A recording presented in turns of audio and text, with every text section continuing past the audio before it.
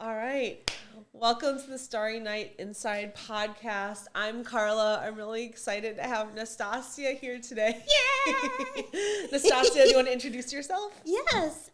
So I'm really excited to be here for the Starry Night podcast with you, Carla. I'm excited too. Yes, this is great. So This cool. is so cool. My name's Nastassia, and I've been living in Georgia for most of my life. I'm a tarot reader. I'm a licensed esthetician, and I also do shamanic journeys, which I really enjoy, which is like a visual meditation, drawing from the core principles of shamanism. As I'm not an indigenous, spiritual teacher or anything like that, but I found that those modalities are really healing for me, and I really love to facilitate those type of sessions for my clients. And I'm also creative, so I'm writing a book. I've been writing a book for a long time. One day I will be a published author. I love like science fiction and fantasy, and I have an agent. So You do? I like to act. I didn't know that. Oh, really? Yeah. Yeah. Oh. Well, I mean, I'm not Viola Davis. I'm just me. But any opportunity to say pass the ketchup, I would take it. It's fun. And a voice actress. Yeah. So, basically, I was thinking about this before today, and I kept thinking, okay, I'm not really good at rehearsing stuff, so I'm just gonna have to speak from the heart and just be myself. Yes. But I did remember eclectic professional. I was like, that's right. I'm an eclectic professional.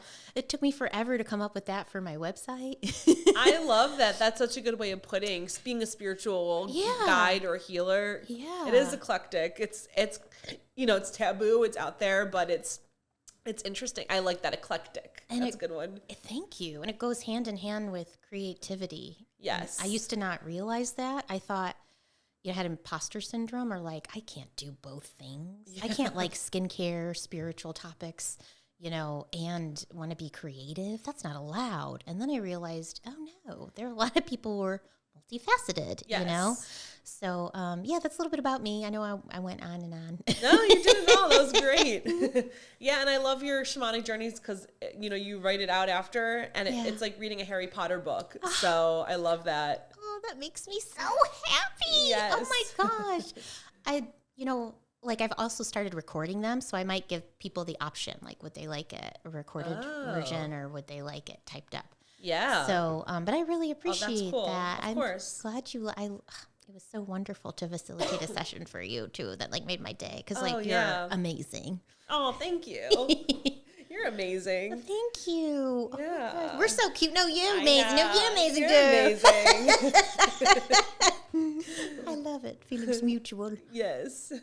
So, I wanted to talk about just like how you even just receive information and how it's helped people. Because I think when we do this work, people don't really understand what it's like, especially with the shamanic journeys part 2. Because I know you do tarot reading. I know you're a medium as well. And then doing all 3, I think they're similar, but they're still different. And we receive information for people differently. Yeah. And, first I want to know if you can explain what the shamanic journey is, and then talk about like what it's like to receive information in various forms, from mediumship to tarot readings to a journey, and what that's like for you. Well, the first thing, I don't call myself a medium. I wouldn't say I have any formal training as a medium, but sometimes when I do journeys, I will see people who have passed, and that wasn't always the case. So that's still something new for me that I'm learning about and developing that actually surprised me. Outside of that, the way that I would say I help people is, especially with the journeys, I feel like I fall in love with people when I do a journey for them, because I can really see like their essence, like everyone wants to try their best. They want to do their best in life. And it's really touching, because it's like at the end, I'm just like, oh, I feel like it's a counseling session, like the school counselor. Yeah. And I just feel really grateful, like that I got this, that I'm like, oh, thank you, principal, for giving me this job, or thank you to the spirit, whatever you call the divine. So I took a shamanic practitioner course with my mom, like, I don't know how many years ago. Was it like 8 or 10 years? It was a long time ago now. It was a long time ago. But anywho, How did you find that? my mom found it. That's so cool. Yeah, it's really neat. I would go to Phoenix and Dragon and I would see the like poster for the class, and I just would kind of look at it Oh, like, oh, that's cool. I wonder what that's about. yeah. You know, you have those experiences and you just dismiss it, but then it comes into play like later on in your life. Well, for a few years, because I love Phoenix and Dragon, my mom introduced me to Phoenix and Dragon at the metaphysical store in Atlanta when I was like 19, Oh, cool. and I love it. And then one day, my mom started talking about a class that she found. She was in this shamanic practitioner class with Don Reed Simmons at Phoenix and Dragon. And I noticed changes in my mom. And my mom is like Xena warrior princess mom. Like no one tells her how to feel, what to believe. No one intimidates her or tries to convince her. She does her own thing. So it really impressed me when I saw different changes in my mom. And she would teach me things because I would be curious. And she learned Reiki. She gave me Reiki. And it really blew my mind. She taught me how to read cards. She used to read angel cards. Oh, that's so cool. Yeah, and I would, my stepdad, after she taught me, I remember I'd be with my stepdad at the dining table and I would practice on him. You even asked me, you want to practice? I'd love a reading. Aw. Yeah. And I would read for him. He said, remember what your mom said, put it to your heart. Ask your guys to be with you Oh, my. and do it again. And then I'd do it again. He'd be like, that's more like it. That's resonating. Isn't that cute? That is so cute. Yeah, and it's one of those things I never thought.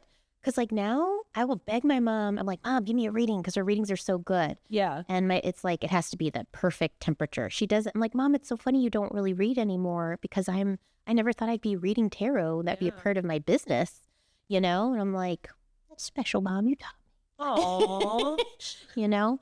But yeah, so I learned about it through my mom. I'm long-winded, and Good. I wanted to, like a few years after she took the class, I decided I wanted to take it. And she decided to take it with me again as like a mother-daughter thing. Okay. So we took that class together. It was like a 9 or 10 month class. And then our teacher had another course for a couple of years, you know, another where you would meet once a month and you'd have homework and things like that. So I ended up taking that. And what's funny about that one is I remember asking him, hey, I don't really want to, he said it's more for people that wanted to have a spiritual business. And I remember I think I emailed him or called him and I said, hey, I don't really want to do this as a business, but I want to continue to learn. Yeah. Can I still apply to be in the program? And he said, yes. Yeah, you Cool. definitely can. There's a lot of benefit. And I was like, okay. And then it's so funny. I would remember when he would talk about the business side of things and ethics and things like that, really good information. I would just kind of check out like, oh, that's nice. It's not going to be me, but It's that's nice. Wish everyone the best. I like want to be an- their clients. It's like an art class, and they're like, "Here's the business part of it." We all zone out, or like, "That's not interesting." Like, you know. Then later, we're like, "Oh, we probably should have paid more attention to that part. That was important." Yeah. Yes, Yeah. exactly. It's like Yes. now we're taking ourselves more seriously, like, ooh, those are gems. Yes. You know? Yes. But the way that I explain it, and I really am really humble about it and don't claim to be an expert, but the core principles of shamanism, like within the vein of Michael Harner, or Sandra Ingerman, I hope I said her name correctly. It's, you know, anthropologists and other researchers and things taking information from, you know, indigenous cultures, whether they are called wise men, women, or they have, or medicine women or men, or whatever, healers or spiritual wise people, whatever their name is for it. And then in Siberia, that's where the word shaman comes from. Oh yeah. And, you know, that's a word that's like a popular reference point now. So people know what you're talking about. That got really popular. I'm assuming after Michael Harner's research. Okay. But it's just, so we all kind of know what that means, but it doesn't mean that's like what everyone's in every culture is called. You know, like Native Americans aren't called shaman or, Yeah. you know. So I like to make that clear. But yeah, so the core principles of shamanism, that is something that is more taken to, you know, the West, which I think is great because I think we need help in concrete jungles and stuff, you know, in modern society, you know. And it's not taking from any traditions from any indigenous cultures or anything. So for the way I think of it is shamans or whatever they call themselves, who are like indigenous shamans or they were initiated from someone in their cultures or something runs in their family, that's different. And I don't even really like to say shamanic practitioner just to make sure I'm not taking away from that. Yeah. But it's your, your own experiences. It's not taking from their traditions or rituals or cultures.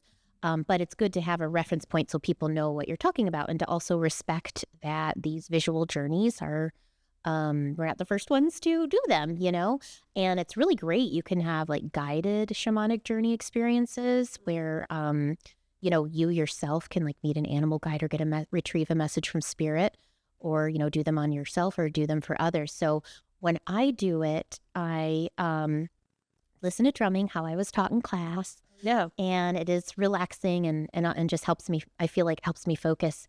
And I will take the question to spirit and I'll visit different areas that like ever since I've started doing it, just kind of happened that this is where I get certain messages. And I always, when people ask, much like with tarot, for me personally, when they ask, oh, what question should I ask? What's a good question to ask? I'm like, well, for me, I will tell you, you can really ask whatever you want, and whatever comes up, that's what I'll share. Nothing more, nothing less. I will humbly share what I'm allowed to know after I set my intention for what kind of reading I want. And it's always, my prayer is always, an intention is that the session is healing, encouraging, motivating, true, helpful, and will help them move forward on their life path in line with their highest and greatest good.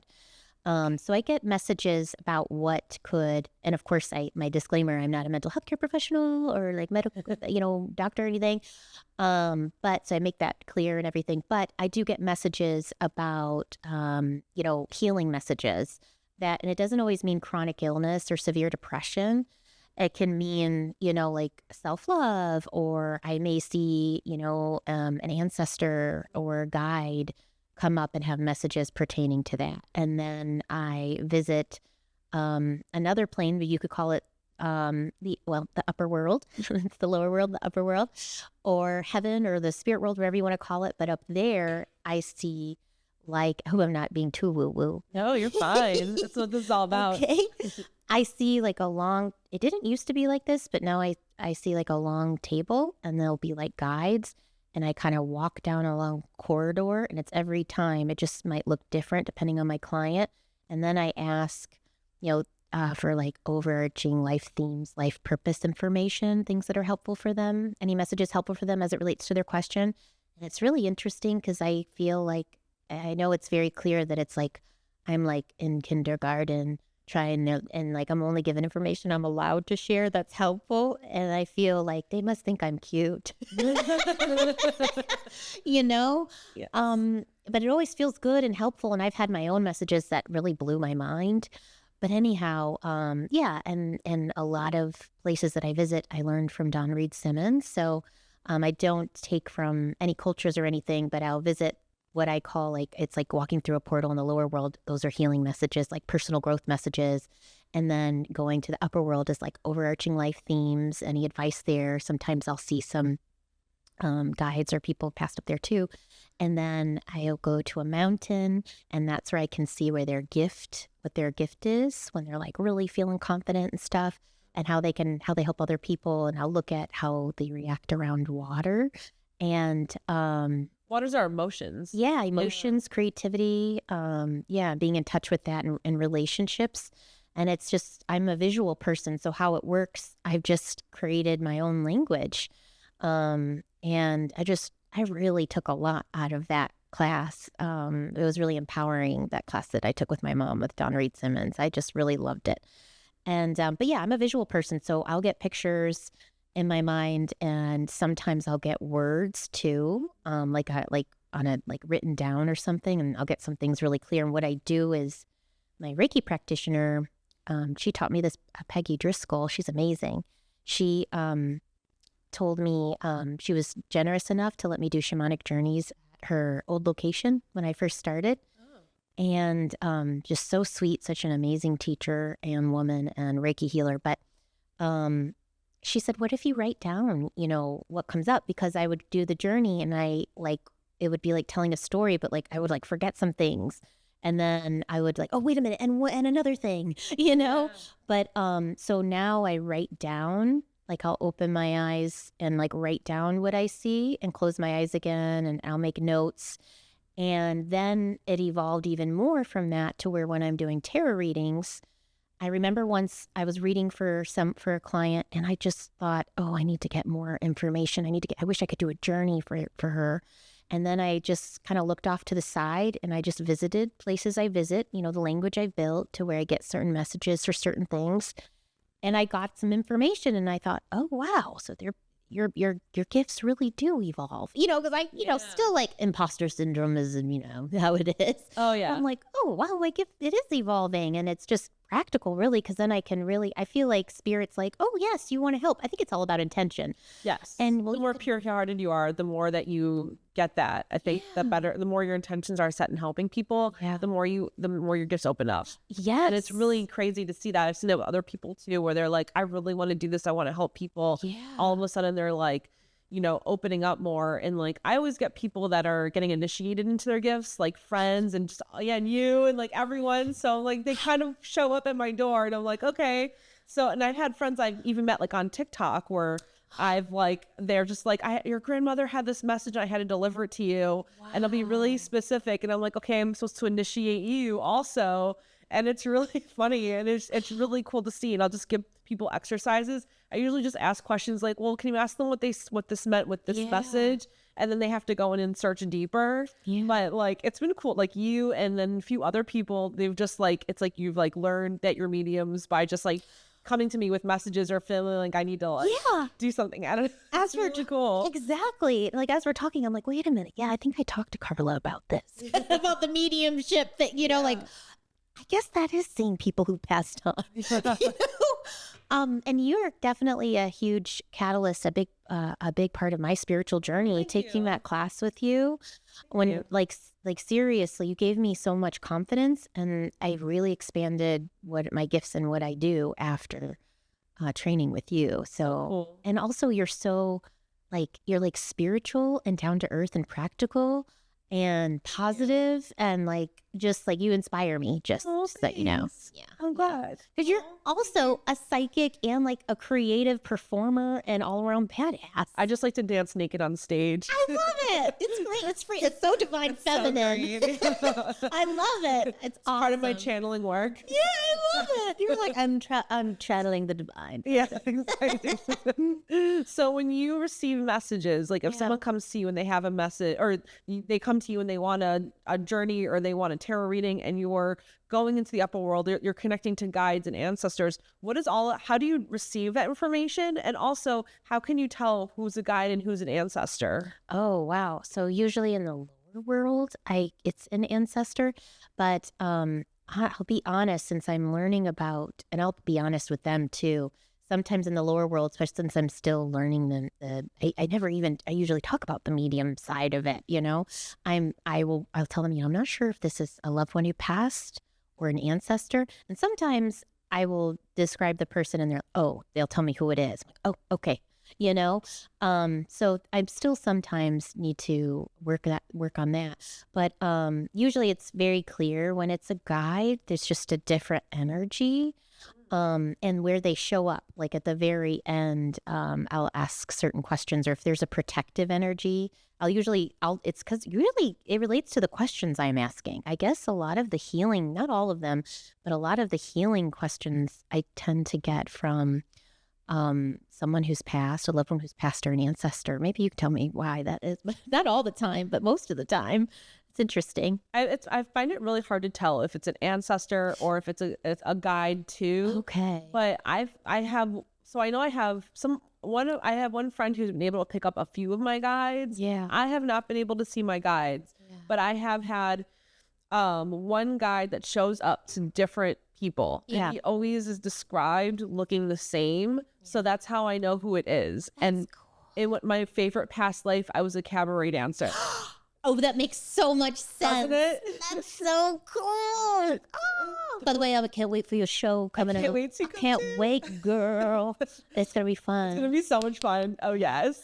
Yeah. So because when that movie Moulin Rouge came out in 2001, Yeah. I watched it. And I was like, I was there, and I want to go back. I just kept being like, I miss it. I kept watching it, being like, I miss this. Like, I don't know why. Energy. It's so much fun. So much fun. And then this last year, I've had a few people be like, there's this person in your energy. I don't know who he is, but he's wearing like a safari outfit from like the 1920s or 30s. And like one friend described him, one of my friends I was helping her find out that she was a medium. She was like, it's like he just keeps making coffee over and over again. And I was like, I had just told Lindsay earlier, like, oh, I love when you make coffee for me. So I was like, oh, that's so That weird. is wild. And it's my husband from that lifetime when I was a cabaret dancer. Oh, that is so cool. He like stopped traveling around the world. He used to go on safaris, and then we would just have this like lavish lifestyle together. But for some reason, I felt like I remembered it. And then I did I can see it. yeah.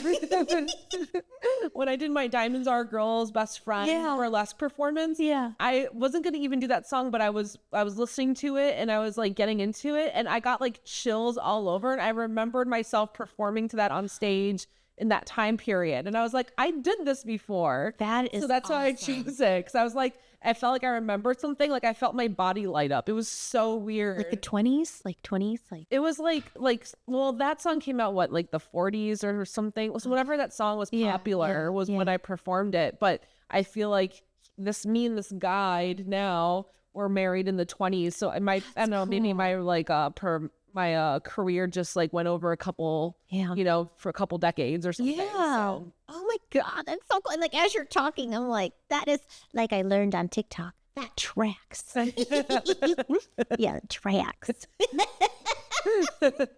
But that's the only guide I've ever connected to. And I'm like, who are my other ones? But that guide talked to me once. Yeah. And that was I don't know if you've ever talked to your guides, but I've never been able to do that. But it was like, I was in Costa Rica and I was on the bus and I was like, I'm just gonna like listen to music and zone out and just channel. And then I felt like there was like a man like right in front of me just talking to me, and he was talking in a dialect that like doesn't exist, and like had nicknames for me I've never heard.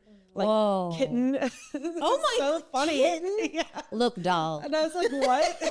It was so funny. I was like laughing, and I was like, okay. But it's like, I don't know if you feel like this too. I feel like it's like you're crazy or something. You're like, am I making this up? Like, how do I know I'm not hallucinating right now? Yeah. That's always, and everyone that comes to me, including you, that like, it's like, I think I talked to a guide or someone's ancestor. They're like, did I hallucinate that? Like, am I crazy? Yeah. Is that real? Thank you for saying that. Yeah. It's like a huge thing. Yeah. You feel kind of like nuts talking about it too, because you're like, who would believe this? Like, I don't even believe this, Yeah, it's like when I talk to certain people, I'm okay, I can talk to them about this. Like, so my guide said, you know what I mean? Yes. When I know I can't talk to everybody like that, which is fine. But I totally relate to you. And then like always learning like what you pointed out, about like if you're talking to a guide or like an ancestor, there's just so much to learn. Yeah. And I do sometimes, I'm like the imposter syndrome. It's like, okay, was that real? But then I get confirmation. Confirmation. And then I'm like, the world is so fascinating and more magical. And like, there's magic in the mundane. That's how I've been led to view my spiritual reality. I love that. Yeah. There's so much magic going on all the time. You're right. Because that's a really great way of putting it. Because a lot of times when big things happen, it's when nothing's happening. Yeah. Yeah. Oh my God, you're right. You're right. Right? You're totally right. Right. Yes. Oh my God, I never even thought of that. But you're right. It is. It's always when you're like sitting on a bus. Who would think that that's when you would get this big download or like a guide or like, you feel someone's presence. But I always talk to other medium friends, now I trust it more. But for a while I'd be like, hey, I think I just connected to somebody. Can you tell me if you pick up on it? Yeah. But I don't give any details. Yeah. And then if they're like, oh yeah, you talked to so-and-so, they're like, yeah, that's not, like, they'll validate it. So I'm like, okay, I didn't say anything to them. And somebody across the country is like validating it, or like, somewhere else in the city that doesn't even know this person. So that must mean I'm onto something. Cause like they wouldn't be able to, like they can't read that, so especially validation. Yes. And do you ever feel like spirit, like when you're feeling a little bit like, I don't know, is this real? Do you ever feel like spirit like gives you a sign like, yes, it's real, stay on your path? Do you ever feel like that happens? I do a little bit, but I more like have to check in with people because I don't know, I'm like oblivious to signs. I don't know why. Like literally I've had a bird once attack me. That was the only time I've ever had a sign. This is a sign. That's the only time a sign ever stuck. I was literally on a walk and there was a bird on a telephone wire and it saw me and it flew down and flew into my arm and flew away.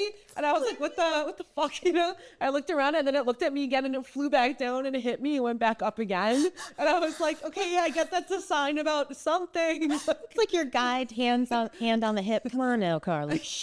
I've been working with you for a while. Look at the signs. It was like a sign hitting you in the face, like literally hitting me in the arm. Like, all right, I can't ignore this one. That's hilarious. Yeah. Like the neon sign, your spirit guide's like, send in the bird. Everything else. I tried everything else. Yeah. Come on, kitten. Yeah.